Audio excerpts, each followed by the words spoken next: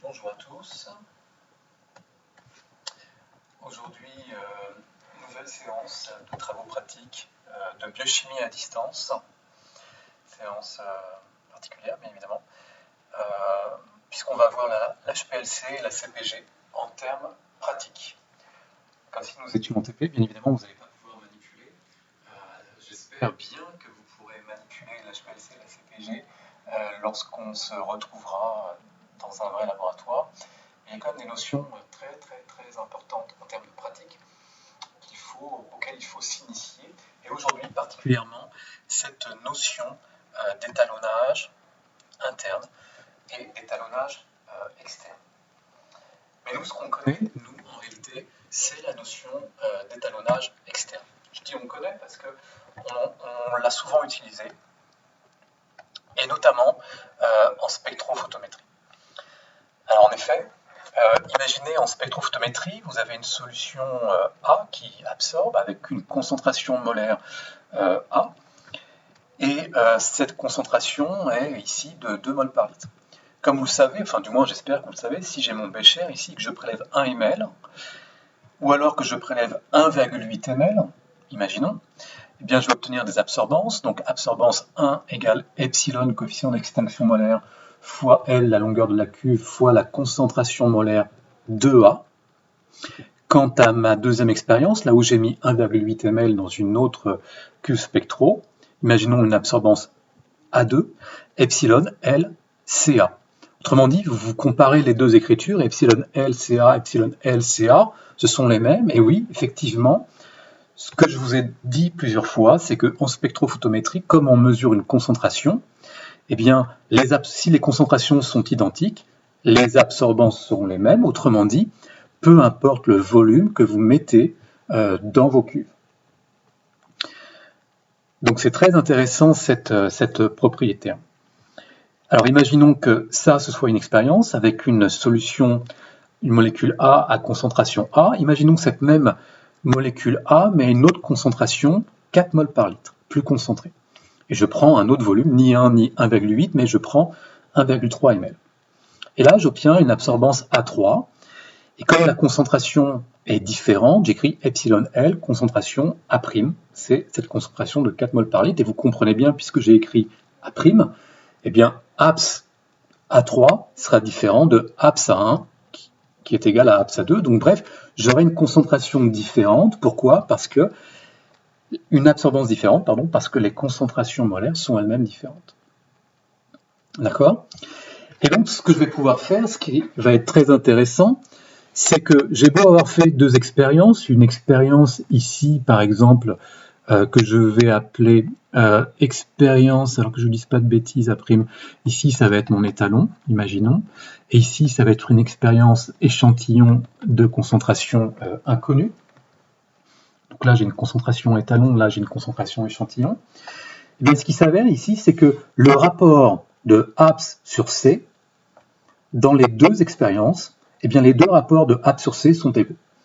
Pourquoi? Parce qu'on voit bien que si on a APS égale epsilon LC, APS 1 égale epsilon C1, et puis APS 2 égale epsilon LC2, eh bien, si on fait le rapport ici, de l'un sur l'autre, on pourra écrire donc APS 1 sur APS 2 est égal à epsilon L sur epsilon L, ceci s'annule. Bien évidemment, il faut que ce soit la même molécule, donc le même coefficient d'extinction molaire, multiplié par C1 sur C2. D'accord? D'où, si je modifie ça, ça va faire APS 1, et lui, là, je vais le faire passer en bas, donc ça va faire APS 1 sur C1 est égal, lui, je le fais passer en haut, APS 2 sur C2. D'accord? Il y a proportionnalité, il y a égalité des rapports qui sont des rapports entre l'absorbance et la concentration, puisqu'on a affaire à la même molécule, donc les epsilon, en haut et en bas, s'annulent, puisque ce sont les mêmes epsilon, et puis ce sont les mêmes longueurs de cuve. Donc c'est ça qui est génial en spectrophotométrie, c'est-à-dire qu'on peut faire une expérience étalon, donc on mesure dans une cuve une solution étalon, avec une molécule. on prend la même molécule, mais cette fois-ci c'est en concentration échantillon, donc on ne connaît pas sa concentration, mais on sait que c'est la même molécule, et on n'a pas du tout besoin de faire attention au volume, on peut prendre un volume totalement différent, parce que ce qui importe c'est la concentration. Et quand on fait le rapport, eh bien on associe, à partir de cette égalité, on obtient donc concentration A' égale concentration A fois le rapport des absorbances. Autrement dit, on a le droit d'écrire ceci, qu'on a déjà utilisé en TP, à savoir que la concentration en échantillon, qui est une concentration inconnue, c'est égal à la concentration en étalon qui, elle, est connue, multipliée par le rapport des absorbances. Ce sont des valeurs connues puisqu'on les mesure. Absorbance échantillon sur absorbance étalon. Donc, là, vous remarquez bien, on fait deux expériences indépendantes. On peut mettre des volumes indépendants, donc on n'est pas obligé de mettre les mêmes volumes. Et malgré tout, puisque c'est la même molécule, eh bien, une expérience va pouvoir se servir de l'autre expérience. Ça, c'est ce qu'on appelle un étalonnage externe. Étalonnage externe. Pourquoi externe? Eh bien, parce que l'étalon n'est pas dans le même tube que l'échantillon. Donc on fait deux expériences indépendantes, on parle d'un étalonnage externe. Ça, c'est la spectrophotométrie. En CPG et en HPLC, vous allez voir que c'est un petit peu différent. Pourquoi c'est différent? Parce que notamment le système détecteur ne va pas forcément détecter une concentration. Lorsqu'on est en spectrophotométrie, le système détecteur, lui, va détecter une concentration. C'est la loi de Beer-Lambert. Absorbance égale epsilon LC, loi de Beer-Lambert. L'absorbance est proportionnelle à la concentration. En CPG, en HPLC, ce ne sera pas tout à fait ça. Le détecteur, lui, va proposer un signal qui sera proportionnel à une quantité de molécules. Une quantité, pas une concentration. Ça peut être un nombre de moles. Alors on va voir que ça va nous poser des problèmes, notamment pour ce qui est d'un étalonnage externe, et précisément pour ce qui est des volumes qu'on va donner à la machine. Mais décrivons tout d'abord les machines. En CPG, voilà, donc vous avez une bouteille de gaz qui est le gaz vecteur, c'est tout simplement la phase mobile. Donc le gaz ici va se balader, il va rentrer dans un four, parce que tout ça, par exemple, la colonne qui est ici est dans un four. Pourquoi? Parce que on est en phase gazeuse, donc il faut que les molécules qui sont initialement liquides soient volatilisées, transformées en gaz, et ces molécules vont être entraînées par un gaz vecteur. C'est un peu comme la CCM. La CCM, le solvant est liquide et il entraîne des molécules qui sont liquides. Eh bien, en CPG, les molécules que l'on analyse vont être transformées sous forme de gaz et entraînées par un gaz vecteur. Donc, ici, on a les molécules qui sont liquides. On les injecte dans ce qu'on appelle l'injecteur. Elles vont être chauffées, se transformer sous forme de gaz et être entraînées par le gaz vecteur dans la colonne et être plus ou moins retardées en fonction de leur affinité avec la colonne. Puis elles vont passer dans un détecteur et plus il y aura de molécules identiques, plus le pic ici sera grand. S'il y a une autre molécule, le pic sera plus loin et en fonction de la quantité des molécules, le pic sera plus ou moins grand. Donc vous comprenez bien, je l'espère, que tout va dépendre du volume injecté. Quel volume on va injecter? Et là se pose le problème de est-ce qu'on peut séparer l'expérience étalon de l'expérience essai? On a vu en spectro qu'on pouvait faire deux expériences différentes en des temps différents. Une cuve étalon, une cuve essai. C'est l'étalonnage externe. Alors là, on a un problème, c'est qu'on ne peut pas injecter... il nous faudrait être sûr de pouvoir injecter les mêmes volumes. Alors on va voir qu'en CPG, c'est quasiment impossible d'injecter les mêmes volumes. On va reparler plus précisément de l'injecteur. Alors ici, ce qui vous est représenté, en fait, c'est l'injecteur. Ici, vous avez un capillaire qui descend vers la colonne. Donc ce qui est ici, là, c'est l'injecteur. Ici, vous avez une entrée dans l'injecteur, on vous dit inlet gas supply. En fait, c'est l'arrivée du gaz vecteur. Le gaz vecteur arrive, c'est les petites billes bleues, il rentre dans la chambre d'injection et il sort par ici un capillaire qui va vers la colonne, mais pas que. Il sort aussi par une autre sortie sortie de secours, en quelque sorte, qu'on appelle une sortie de fuite, qui est soit ouverte, soit fermée. Cela dépend des modes de chromatographie gazeuse qu'on utilise. On ne va pas trop parler de ce système de fuite aujourd'hui. En tout cas, voilà, le gaz vecteur passe. Dans un deuxième temps, ce qu'il faut savoir, c'est que, assurément, la chambre d'injection est chauffée, non pas pour permettre au gaz vecteur d'être volatile, parce qu'il l'est déjà, mais pour permettre à la seringue qui va envoyer l'échantillon liquide, pour permettre à cet échantillon liquide d'être transformé en molécules gazeuses pour pouvoir être entraîné justement par le gaz vecteur. Donc c'est ce que l'on voit ici. Alors, on ne voit pas très bien la seringue, mais on voit ici l'embout de la seringue et elle envoie des molécules roses. Ce sont nos fameuses molécules échantillons. Ces molécules rentrant dans la chambre d'injection qui est chauffée sont tout de suite volatilisées, se transforment en gaz, et le gaz vecteur va donc entraîner nos molécules. Et puis, une partie des molécules roses de notre échantillon va être envoyée vers la colonne, et donc vont s'accumuler, vont traverser la colonne, tandis qu'une autre partie, elle, va être éjectée via cette vanne de fuite, si bien sûr elle a été ouverte auparavant. Voilà. Bon, j'ai dit que nous ne nous occupions pas ici de cette partie vanne de fuite. Au final, qu'est-ce qui va se passer? Eh bien, le détecteur, au départ, ne voit rien, et puis quand arrivent les fameuses molécules roses, eh bien, comme elles ont toutes la même identité, eh bien, au même moment, donc à un même temps de rétention, le détecteur voit apparaître des molécules. Et plus il y a de molécules, plus le pic est grand. Et puis quand il n'y a plus de molécules, ça redescend. Ce qui est très important, c'est de comprendre ici qu'il y a une aire. Alors ce n'est pas l'absorbance, pour le coup, mais c'est l'air sous le pic qui va être proportionnel à la quantité de molécules. Donc ici, ce qui vous est représenté, des mini-vols, c'est une variation de potentiel. Bref, c'est un signal mesuré en fonction du temps. Plus le pic, plus l'aire du pic est grand, plus le nombre de molécules apparues est importante. Mais j'espère que vous comprenez bien que l'aire du pic est proportionnelle au nombre de molécules qui elle-même, donc là on a une aire, cette aire du pic est elle-même forcément proportionnelle au volume qu'on a injecté. Et c'est là le gros problème de la CPG, c'est que ici, c'est tout simplement un humain qui prend la seringue et qui injecte un volume. Alors, ça a beau être des seringues avec une dégradation très très fine en microlitres, quand vous allez injecter, vous n'êtes pas sûr d'injecter exactement 1 microlitre. Peut-être que vous allez injecter 0,9995 microlitres pour l'étalon et 0,99998 microlitres pour l'échantillon. Ça veut dire qu'on n'injecte pas forcément les mêmes volumes.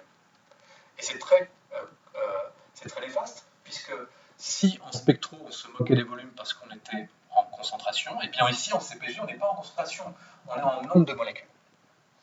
Ça c'est la CPG. Passons à l'HPLC. L'HPLC, alors vous avez déjà vu ce schéma théorique, vous avez ici des solvants, un solvant A, un solvant B, qui vont être plus ou moins mélangés, parce que comme pour la CCM par exemple, vous avez un mélange de solvants et ça donne cette phase mobile qui n'est pas forcément un solvant pur. Donc là vous avez un mélange de solvants. Ce mélange de solvants est aspiré par des pompes. Les pompes font le mélange et elles vont envoyer le mélange de solvants vers la colonne. D'accord? La colonne de chromatographie qui est représentée ici en photo. Bon. Quelque chose de très important en HPLC, c'est ce high pressure ici, haute pression. Autrement dit, on est en pression élevée. C'est un système fermé. À la question, est-ce que l'on peut injecter manuellement avec une seringue directement vers la colonne? La réponse est non, ce n'est pas possible, parce que la pression est trop élevée. Petit problème, comment va donc se réaliser cette fameuse injection? Parce qu'il faut bien faire rentrer l'échantillon. Eh bien, va intervenir un système intermédiaire, un auto-sampler, donc ici qui est représenté là. Alors vous avez ici des tubes. Dans tous ces tubes, on a différents échantillons. Et puis la machine est dotée d'une petite aiguille. L'aiguille, c'est un système automatisé. L'aiguille va venir prélever dans les différents tubes. Elle va prélever les différents échantillons des volumes précis. Par exemple, si on veut envoyer 10 microlitres précisément dans la colonne, eh bien, la seringue ici va descendre, l'aiguille va percer ici le capuchon, et elle va prélever 20 microlitres. Et elle va envoyer les 20 microlitres, par exemple, dans une boucle, ici. une boucle d'injection particulière. Et une fois qu'elle aura fini de prélever dans la boucle, eh bien la boucle va se transformer, elle va changer de configuration et elle va envoyer précisément 10 microlitres, comme on avait demandé, vers la colonne. Donc c'est un système, j'espère que vous avez compris la différence, ce n'est plus un humain qui injecte précisément dans la colonne un volume précis.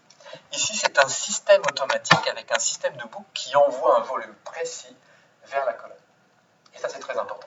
La colonne, donc c'est comme tout à l'heure pour la CPG, au bout d'un moment, cette colonne, donc, elle va séparer les constituants en fonction de leurs affinités, elle va les envoyer dans un détecteur, et quand le détecteur voit arriver les molécules, il fait un pic exactement comme pour la CPG. La différence, c'est que ici, les molécules sont liquides, alors qu'en CPG, on est en phase gazeuse. Donc là, c'est en phase liquide. Okay, alors, je vais vous présenter une petite vidéo, et dans cette vidéo, vous allez comprendre ce système de boucle très particulier. Alors, écoutez bien.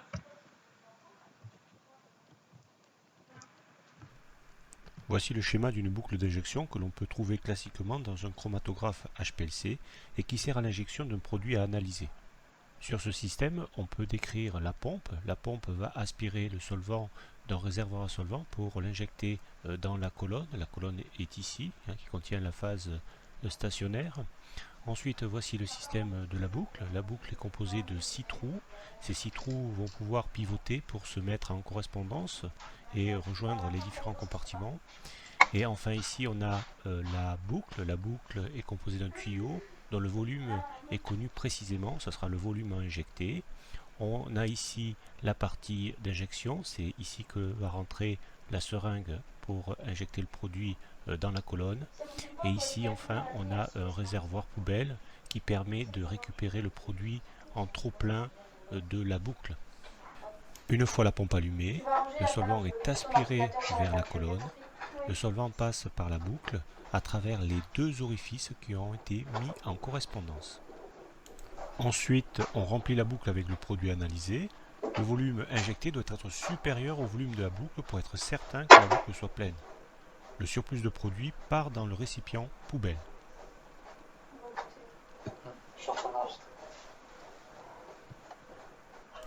On tourne ensuite la boucle en position injecte. Le solvant vient pousser le produit analysé présent dans la boucle vers la colonne. Par ce système, un volume précis de produit analysé est injecté dans la colonne. On remet ensuite la boucle dans sa position initiale pour que le solvant passe directement dans la colonne pour poursuivre la chromatographie.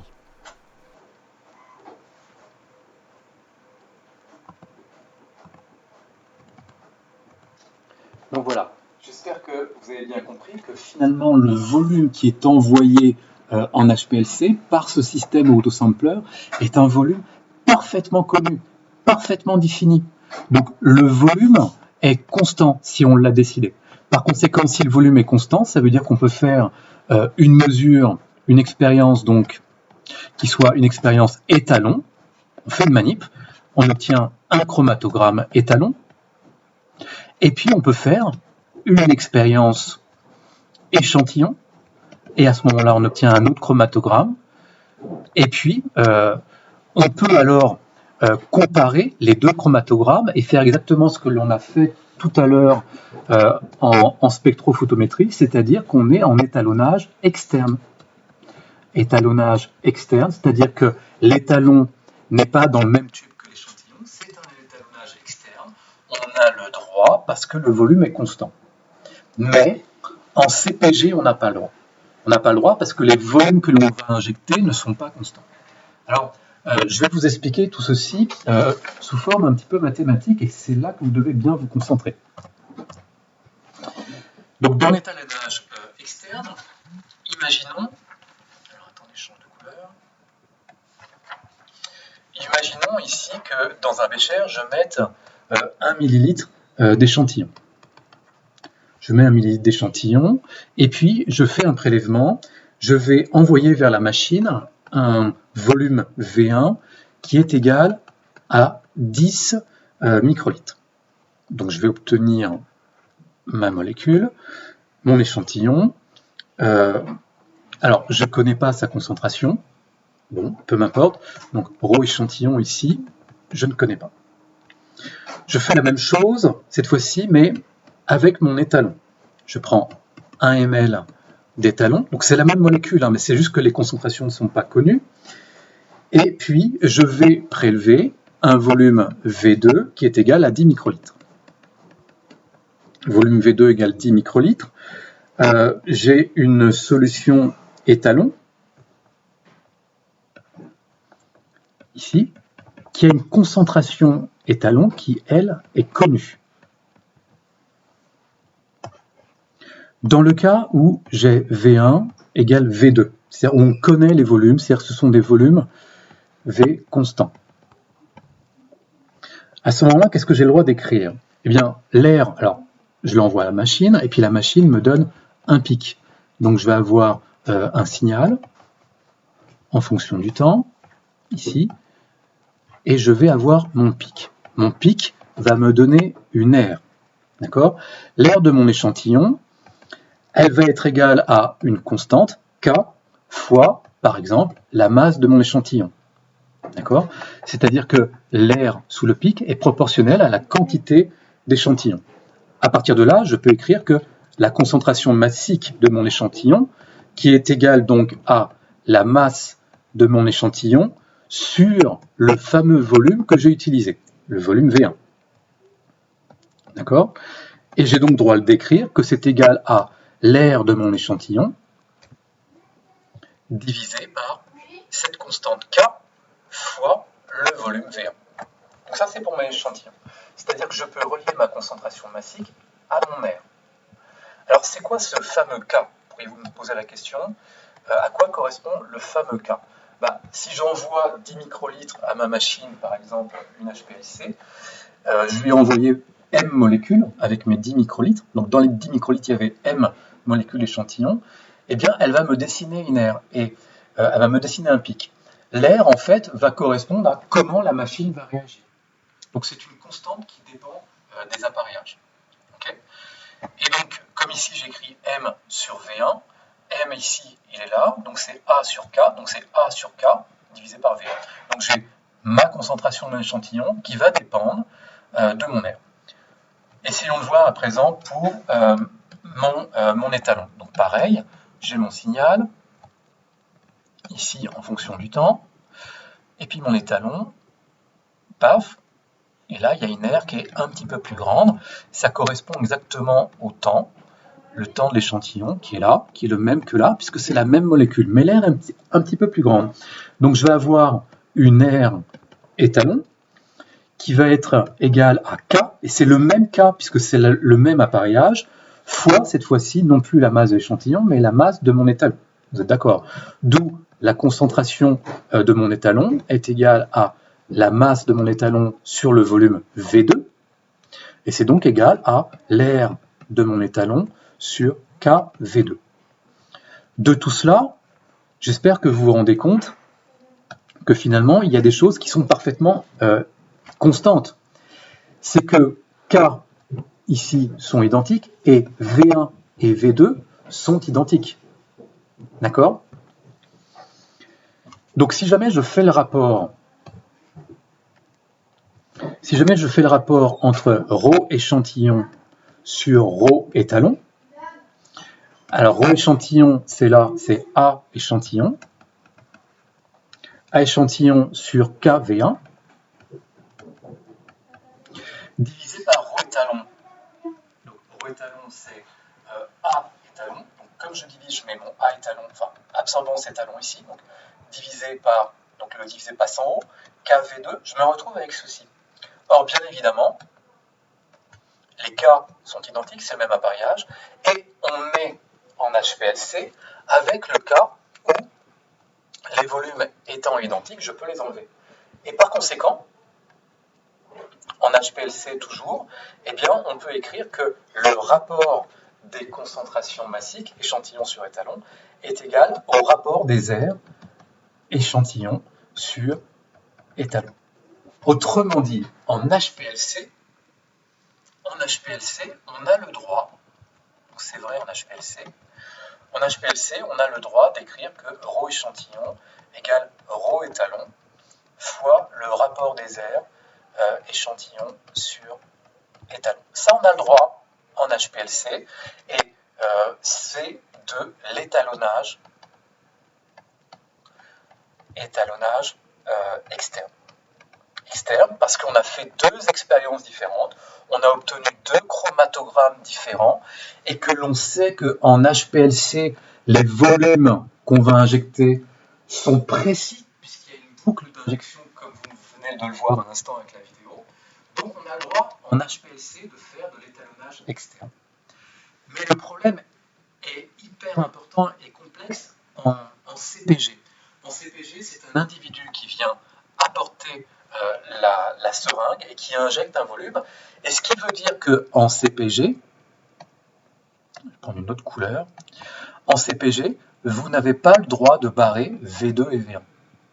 Alors, est-ce qu'on les connaît? Ben non, par exemple, je dis, je veux injecter 10 microlitres. Mais ça, je trouve, je vais pas injecter, alors je veux injecter par exemple 1 microlitre. Bon. Ou 10 microlitres. Là, ça se trouve, je n'ai pas injecté 10 microlitres, j'ai injecté 9,998 ici, et là, j'ai injecté 9,995 microlitres. Donc, on ne connaît absolument pas précisément les volumes que l'on a injectés, et si on ne les connaît pas, ça veut dire qu'on ne peut pas calculer précisément. Ce qui revient à dire qu'on ne peut pas faire d'étalonnage externe en CPG. Alors, est-ce que ça veut dire que c'est foutu, qu'on ne peut pas faire du quantitatif avec la CPG? Absolument pas. En réalité, il existe une technique, et c'est là le but de cette vidéo. C'est vous expliquer, d'une part, l'étalonnage externe qu'on a toujours fait en spectro, qu'on va pouvoir utiliser en HPLC, mais surtout de vous expliquer l'étalonnage interne. Alors l'étalonnage interne, c'est un petit peu différent. Prenons le temps de l'expliquer. Une couleur. Donc, dans cet étalonnage interne, toujours deux expériences. On dit, monsieur, deux expériences, donc on est en externe. Non, vous allez voir. En fait, ici, dans ce premier bécher, je vais mettre 1 ml d'échantillon. 1 ml d'échantillon, et la concentration de mon échantillon, bien évidemment, c'est une inconnue. Et puis, je vais rajouter un autre étalon. Voilà. Commençons par le premier étalon. J'ai mon expérience, alors ça, c'est mon expérience. Elle, c'est l'expérience essai. Et elle, c'est l'expérience essai, et elle, c'est l'expérience étalon. Dans l'expérience étalon, je mets 1 ml d'étalon, et je vais l'appeler étalon numéro 1.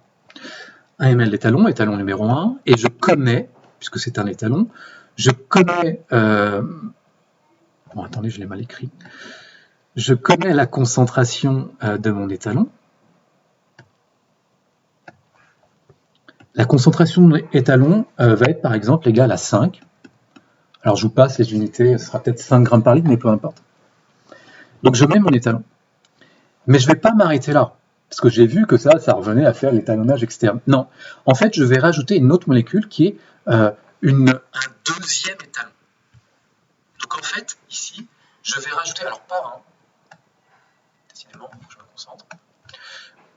Non, j'aurais pu prendre un, mais je ne vais pas rajouter un.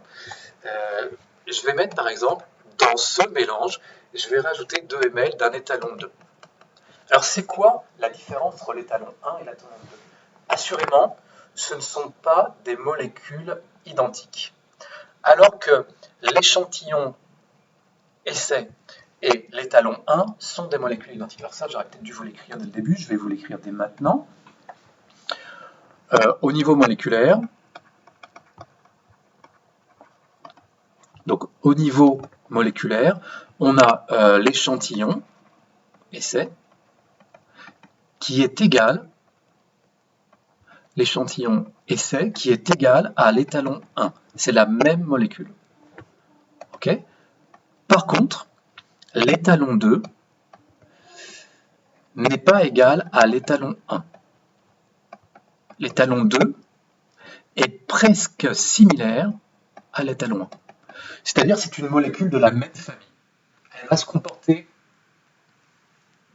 presque pareil vis-à-vis de la colonne, Mais comme ce n'est pas la même molécule, elle n'aura pas un même temps de rétention. Et c'est important parce que vraiment, elle aura un temps de rétention bien différent. D'accord? Par exemple, on va obtenir ça. Ah, je vous le ferai tout à l'heure le dessin.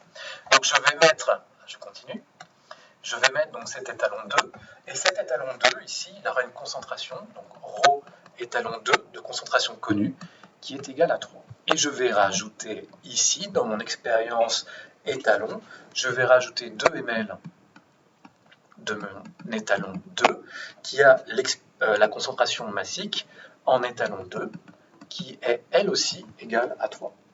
Donc vous voyez que dans les deux expériences, expérience essai, expérience étalon, il y a bien une inconnue dans l'expérience essai, c'est la concentration de mon échantillon. Mais dans les deux cas, l'étalon numéro 2 est introduit en même quantité, dans les deux expériences, à une même concentration. Donc on est exactement dans les mêmes conditions. Alors vous pourriez me dire, mais monsieur, comment est-ce que vous savez qu'on a introduit exactement le même volume? Très très bonne question. Oui, c'est 2,000, 2,000. Comment on le sait? Et ici aussi, 1,000, 1,00. Parce que ce mélange ne se fait pas dans la machine, il se fait dans un bécher. Autrement dit, ici, vous utilisez des pipettes jaugées, par exemple. D'accord? Donc, un système de volumétrie de haute performance, de haute qualité, pour faire ces mélanges. Donc, on sait précisément combien on a mis. Donc, on n'a aucune incertitude sur les proportions, 1 ml pour 2, 1 ml pour 2, dans les deux expériences, on est exactement dans les mêmes conditions. D'accord? Continuons. Continuons ce développement. Donc ici, on va donc avoir deux molécules. On va avoir l'échantillon à une concentration ρ échantillon, ici, et puis, alors ρ échantillon de concentration inconnue, et imaginons que l'air sous le pic, donc je vais l'injecter ici, je vais avoir mon pic. Donc ça, c'est mon échantillon, essai. Imaginons que l'air sous le pic soit égal à 25, bien évidemment en unité arbitraire. Et puis, bien évidemment, il y a l'autre molécule, mon étalon interne. Mon étalon interne, donc comme c'est une autre molécule, je vais le représenter différemment. Voilà, ça c'est mon étalon ρ étalon numéro 2. C'est mon autre molécule. Et lui, imaginons qu'il a une aire sous le pic qui soit égale à 28. Donc, comme c'est une autre molécule, il a un temps de rétention différent. Et il a une aire ici qui est égale à 28. Ça, c'est mon étalon numéro 2. Je les ai injectés tous les deux. J'ai obtenu ce chromatogramme. Ok? Et puis, j'ai oublié de vous dire, mais j'ai souhaité injecter, donc en CPG, j'ai souhaité injecter un volume égal à 10 microlitres. J'espère que vous avez bien compris. Quand je dis j'ai souhaité en CPG, ça veut dire que je ne suis pas sûr du volume. Bon, alors j'espère que c'est 10 microlitres, mais j'en suis pas sûr. Revenons cette fois-ci à l'expérience étalon. L'expérience étalon, là aussi, j'ai souhaité injecter un volume égal à 10 microlitres, mais bien évidemment, je n'en suis pas sûr. Qu'est-ce que j'ai dans ce mélange? J'ai ici ma solution étalon 1. Donc j'ai ρ échantillon 1. Je vous rappelle que c'est exactement la même molécule. On a dit que moléculairement, l'échantillon essai est l'étalon 1. Pourquoi j'ai mis échantillon? Je suis bête. Il faut me dire quand je fais des bêtises, même à distance. Donc ρ étalon 1, ici. ρ étalon 1, je connais sa concentration, premièrement. Et deuxièmement, ça m'offre une aire sous mon pic égale à 25. Donc autrement dit, ici, j'ai mon chromatogramme. En même temps de rétention, ici, je vais avoir mon pic étalon. Et il se trouve qu'il est égal. Imaginons qu'il soit égal. Hop, hop, voilà. Et puis bien évidemment, il y a la deuxième molécule. Alors je vais vous dessiner la deuxième molécule. La deuxième molécule, ici, alors je vous la dessine ici, comme ça, sous la forme d'un rectangle, c'est ma deuxième molécule, c'est ma molécule étalon. Je connais exactement sa concentration.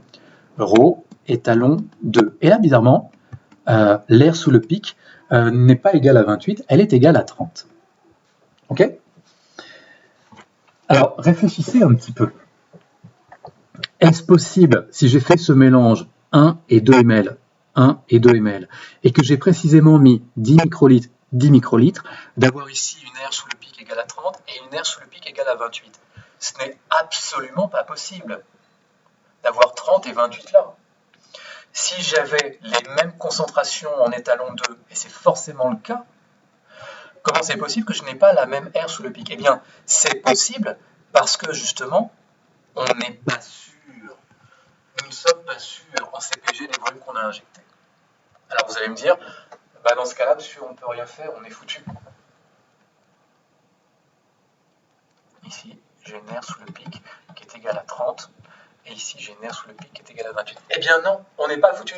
Et c'est là tout le génie de ce que je vais vous présenter maintenant, qui est l'étalonnage interne. Donc, en étalonnage interne, c'est utilisé principalement lorsque V1 différent de V2. Les deux expériences séparées, mais des volumes qu'on ne connaît pas, donc des volumes qui sont dits différents par essence. D'accord? Alors, assurément, comment on va réfléchir? Eh bien, déjà, on va commencer par regarder une chose qui est essentielle, que je vous ai écrit ici. Je vous ai écrit que les deux molécules ici étaient identiques. C'est-à-dire que la molécule essai et la molécule étalon 1 étaient identiques. Ça veut dire quoi? Donc si échantillon égale étalon 1, ça veut dire qu'on peut comparer les rapports des concentrations sur les aires. J'ai le droit d'écrire à ce moment-là, attendez, je change de couleur, j'ai le droit d'écrire ceci. Je vais comparer les rapports des concentrations, donc ρ étalon 1, sur l'aire de l'étalon 1. Je vais la comparer, et là il y a un facteur de comparaison.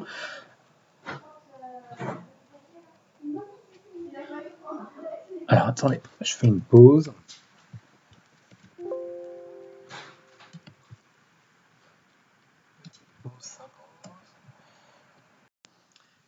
Bien, reprenons. Désolé, j'étais allé faire une petite pause. Voilà, alors où est-ce que j'en étais? Oui. Donc ces deux molécules-là, l'échantillon essai, notre essai, et l'étalon 1 sont exactement les mêmes molécules. Donc ces deux molécules, ici, échantillon et étalon 1, sont les mêmes molécules. J'ai dessiné un rond et un rond. Il se trouve ici que l'étalon 2 dans cette expérience et l'étalon 2 dans cette autre expérience sont aussi les mêmes molécules. Qu'est-ce que je connais? Moi, je connais ici la concentration de l'étalon 1, je connais la concentration de l'étalon 2, ici je connais la concentration de l'étalon 2, mais je ne connais pas l'échantillon. Alors, ce qui va être intéressant en fait de regarder, c'est de regarder le rapport qu'il y a entre deux quantités. Cette quantité qui est la concentration étalon 1 sur son aire par rapport à une autre quantité, qui est ici la concentration de l'étalon 2 par rapport à l'aire due à l'étalon 2. Qu'est-ce que je peux mettre ici? Est-ce qu'il y a un coefficient multiplicateur? Il y a effectivement un coefficient multiplicateur, et ce coefficient multiplicateur s'écrit de la manière suivante. C'est une constante, donc on écrit K étalon 1 par rapport à étalon 2. Et ce fameux K étalon 1, étalon 2, il a un nom bien spécifique, on parle de coefficient de réponse relatif. Coefficient de réponse relatif. De quoi par rapport à quoi? Coefficient de réponse relative de l'étalon 1 par rapport à l'étalon 2.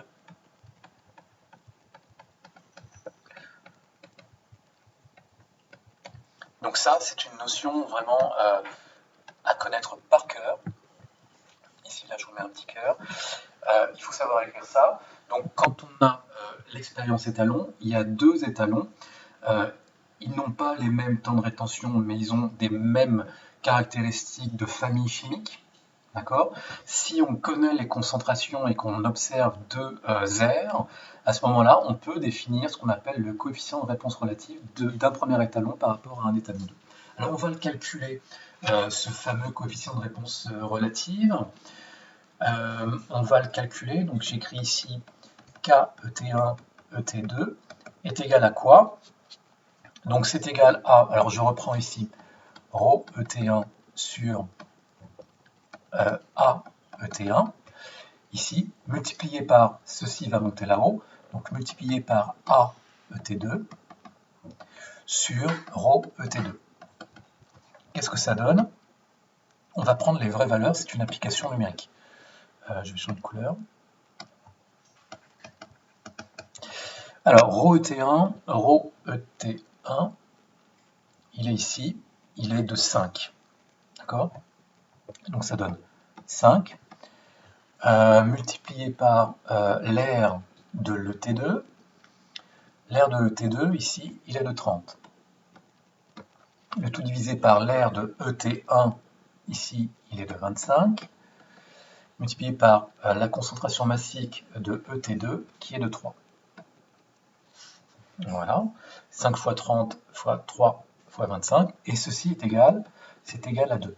Donc on a un coefficient de réponse relative de l'étalon 1 par rapport à l'étalon 2 qui est égal à 2. Qu'est-ce qu'on fait de ce chiffre à présent? Eh bien, il se trouve que comme l'étalon 1, c'est exactement la même molécule que les 16, ça veut dire que ce coefficient de réponse relative, on va pouvoir l'utiliser pour l'expérience essai. On va appliquer le même coefficient pour l'expérience essai. Et bien évidemment, cela permettra d'aboutir à la concentration de l'échantillon. Alors donc, je vais pouvoir écrire, donc comme étalon 1 égale échantillon, on peut écrire que ρ échantillon, c'est égal à ce rapport, K étalon 1 étalon 2, multiplié par ρ étalon 2, fois le rapport des R de l'échantillon sur R de l'étalon 2. Voilà. Donc j'espère que vous reconnaissez ici, là, ce qu'on a vu en étalonnage externe. Concentration égale concentration fois le rapport des absorbances. Bon, là, ce n'est pas des absorbances, ce sont des airs. Mais en plus, puisqu'on est en étalonnage interne, intervient cet autre coefficient qui vient corriger. C'est-à-dire qu'on va non pas regarder lui par rapport à lui, mais on va regarder lui par rapport à lui, sachant lui par rapport à lui.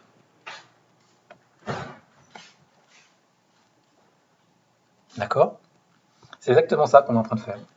On regarde l'échantillon par rapport à l'étalon 2, sachant que l'étalon 2 a un rapport à l'étalon 1. Alors pour l'instant, vous ne voyez pas trop où je veux en venir, mais on va le calculer. C'est égal à quoi? Alors on va mettre les vraies valeurs. Hein. Alors ρ échantillon est donc égal à ce fameux rapport. Alors le rapport est égal à 2, multiplié par ρ étalon 2. Alors est-ce qu'on connaît ρ étalon 2? Oui, c'était les mêmes conditions. C'était égal à 3, donc multiplié par 3, multiplié par l'aire de notre échantillon. Alors l'aire de notre échantillon ici, elle est égale à 25. Ok?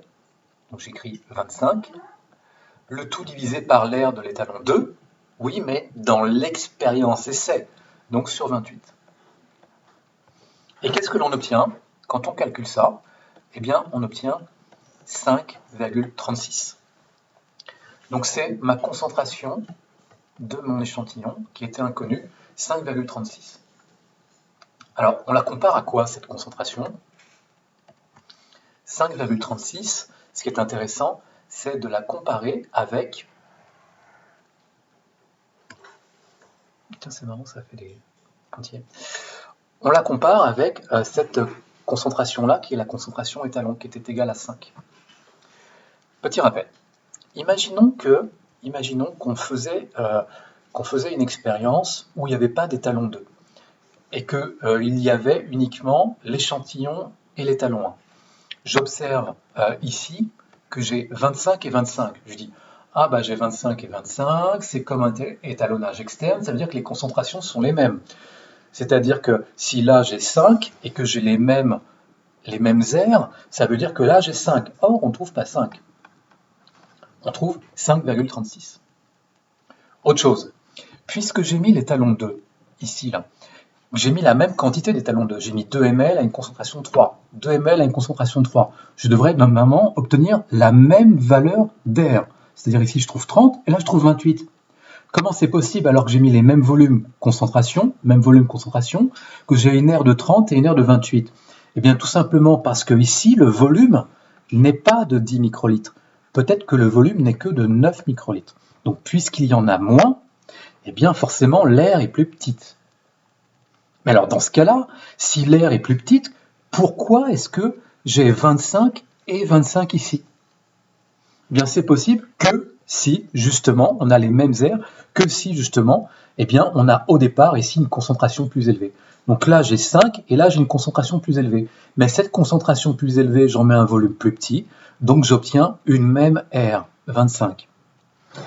J'espère ne pas vous avoir perdu. Ce n'est pas évident. Donc je vous refais un résumé quand même. Ce qu'il va falloir retenir. En quelle couleur je vais vous mettre ça, de ce qu'il va falloir retenir? Ce qu'il va falloir retenir, je vais vous le mettre en orange, oui c'est très bien. Ce qu'il va falloir retenir, c'est que dans un premier temps, alors je vais vous prendre une autre tout simplement. Zut. Non, je vais essayer de vous le faire là.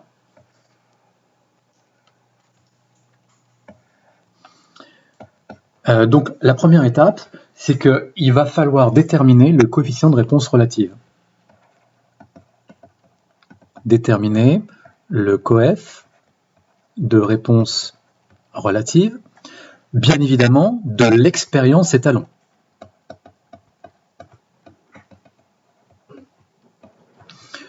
Deuxième étape, appliquer ce coef, mais cette fois-ci à l'expérience essai.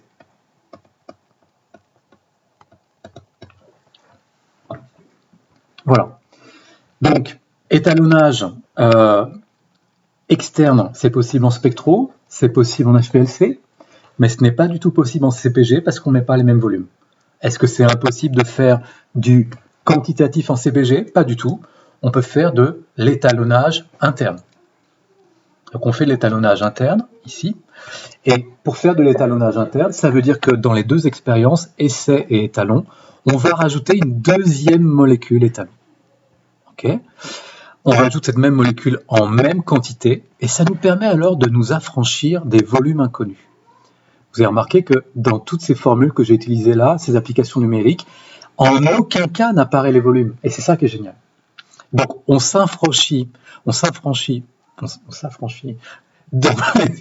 dans l'étalonnage interne, on va s'affranchir des volumes, justement en utilisant un deuxième étalon. Autre rappel, bien évidemment, l'étalon numéro 2 doit être une molécule proche de l'étalon numéro 1, mais pas exactement la même, de manière à avoir des temps de rétention qui soient bien différents. Voilà. Je crois que j'ai fait le tour sur ces notions importantes d'étalonnage externe et d'étalonnage interne. J'espère que ça vous aura plu et vous allez en avoir besoin pour le TD qui va suivre. Tiens, je vais conserver ça. Donc, n'hésitez pas à me poser des questions sur cette vidéo si vous avez besoin et je vous dis à bientôt.